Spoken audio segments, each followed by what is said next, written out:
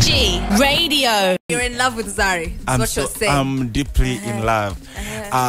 As in, let me tell you, I've the first time I heard about Zari and Diamond.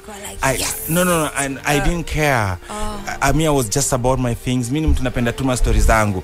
But hiyo siku wakati nilienda kulala, imagine nilijipata tu nimeota juu ya Zari, nimemwona kwa dream, nikajaribu kumuignore, nikamfeel tu spirit fulani ananiambia please usimuignore, nikajaribu kumuongelesha lakini nikamfanyia hi kuamka, nikafeel tu spirit imeniambia you've been looking for the girl, the ideal girl. Biblia yani unajua venye Bible nasema ideal girl, unaambiwa eti ni Zari. Mimi naomba tu Mungu amguze tu Zari roho na kubali tuendelee na familia.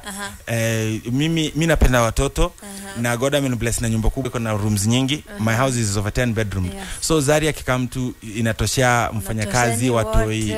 Na mimi nampenda. I love Zari. That's amazing. Mimi Zari sahi gari yake iko. Okay. Na hiyo gari. Still here. No, the way I'm in love. Love haijaisha na love ni permanent. The blessings are God in permanent. Gari ya Zari iko hata sitaiendesha, nimeipack tu nikiendelea kupray. Your love life right now is just Zari. Hakuna haja hata tuulize what's going on there. Ni Zari tu ndo unaona, si ndio? Mimi napenda Zari.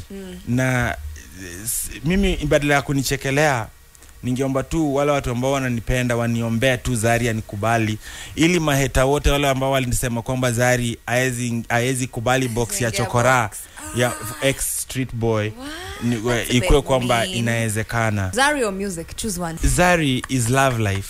Lakini let's say she aitikie kuingia box and then she's like, well, you know what, it's studio time yako, it's taking too much of your time. Would you say this is the end of gospel music, this is the end of music, I'm gonna just be a husband? I can't believe you asked me that, because how yani ukipenda like that.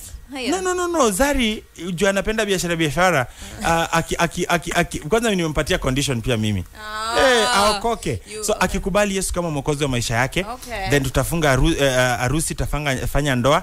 Alafu kutoka pale yeye atakuwa kazi yake ni church, chama ya wamama. Alafu na mimi kazi yangu ni kupeleka gospel to the next level. Enyewe, so mko pamoja tu. NRG.RADIO.